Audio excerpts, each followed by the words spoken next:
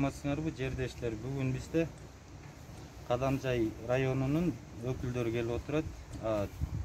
Күндө бизге келип кеткендер көп. Ар жактан өкүлдөр келип кетип сурап атат. 27-си күнү болгон кырсыктан жердештерибизден оор жаракат алгандар бар. Кудай сактасын, өлүм житим болгон жок. Азыр аста операция болуп, башынан катуу тийгендер бар арасында. Биздин өкүлчүлүгүбүздүн жардамы менен фирма менен сүйлөшүүлөр болгон. Ал өкүлчүлүктүн жардамы менен азыр ар бир ооруп жаткан жердештерибизге фирма аркылуу бекер карап берет. Ишет 1 айлык маянашын бергенге ошо 160 адам иштеген, 160 адамдын 1 айлык маянасы берилет. Биздин өкүлчүлүктөн ошондой бизге немелер түштү, маалыматтар. Азыр мен ошо иштегендердин 26 күнү ночто иштеп, 27 күнү күндүзү кылып атат көпүрө. Ошодо иштегендердин паспортун жыйнап атам. Ал бизде келип кеткендер бир күндүк подработчиктер. Официально эч ким иштебейт бул жакта. Күнүндүк акчасын алып иштегендерде. Азыр мен ошол данныйларды бүт топтоп 26 күнү ночто иштеген эмеге тура келгендерди мен өкүлчүлүккө өткөрүп берем толук. Ошолордун жардамы менен туугандар айлык маянаңарды алсаңар болот.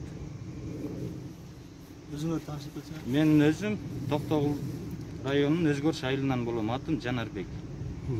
Кандай болду эле? Бул нерсе жумуш бүтүп чыгып келатканда баягы көпүрө түшүп кеткен да. Эл чогуу басып келатканда түшүп кеткен, ошонун айынан ушунча жердештерибиз жабыркап жатат. Элчиликтен немелер болгон жок.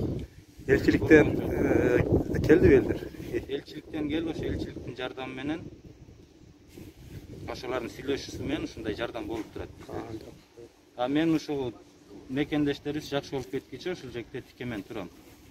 Жаман ойдо болбоңуздар. Бул жерде Кудайдын жазганы экен, эч ким күнөөлүү деп мен ойлобойм да. Баягы неме түшүп кетишине. Ошол мен айтарым. Топлосом издеп жөнөп калсаңыз. Талибан тапаттым. Талибан. Ошол жагыттар бар да, ошон үчүн өзү эле кыргызбыз, бирөө жамандык калаган жери жок, атайын болгон жери жок. Бул кырсык. Ошон үчүн жүзүң жарыктуу айтып койгонго ошондой жакшы. Тамды бирок до конца чейин, до конца турбайт. До конца турам мен, ошол адамдардын алганына чейин карап турушум. Сен бригадир болгон ошол элдерге сен жакшы ойдо жумуштар иштеп алсын деп көмөк кыласың.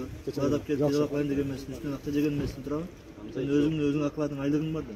Сен просто бригадирсиң, көп жылдар иштейсиң, туурабы? 4 жылдан бери иштейм ушу. Мен иштеген складтарда келип алданган адам болгон эмес. Былтыр мен жокто 4-5 акчасын ушу мен ордунда калган бала алып кетип калыптыр да. Ошол жаманат, бөлөк андай жок. Ошол өзүңө дагы өзүң жарыктуу, элге дагы маалымат бериш керек, туура маалымат бериш керек. Бул жерде аз эмес 51 адам деген бул Кыргызстан ар жеринен бизге окшоп издеп келишет да. Биз баягы интернеттен окуп калдык. Баткен Кадамжай дегенде бар экен деп, анан келдик ошол. Барайчы ким экен бизден. Тактан жактан келип атышат, келип тактап. Бул жерде көрсө баягы подработка келген адамдар экен да, бири-бирин тааныбайт экен да, кайдан ким экенин билбейт экен да. Эмин тактайбыз да берсе баарын. Кээ бирөөлөр биринчи жолу келишет. Москвада билесиңер, коомчулукта түзүлгөн ар бир райондун айылдардын кофконтору бар. Алар жардам беришет, колдон келишинче жердештерине, тууган уруктары бар дегенде. Ошонун тактоо иретинде келдик биз, анча кабар алганы. Жакшы болду негизи мындай. Сен бар үйгө да уктап бербейсиң? Конечно, мындай да айтчу. Негизгиси өлүм жок, негизгиси. Бул эми Кудайдын берген бир сыноосу. Берсе жакшы болот баары. Алла шифа берсин баарына. Кудай сактады. Ошагына шүгүр.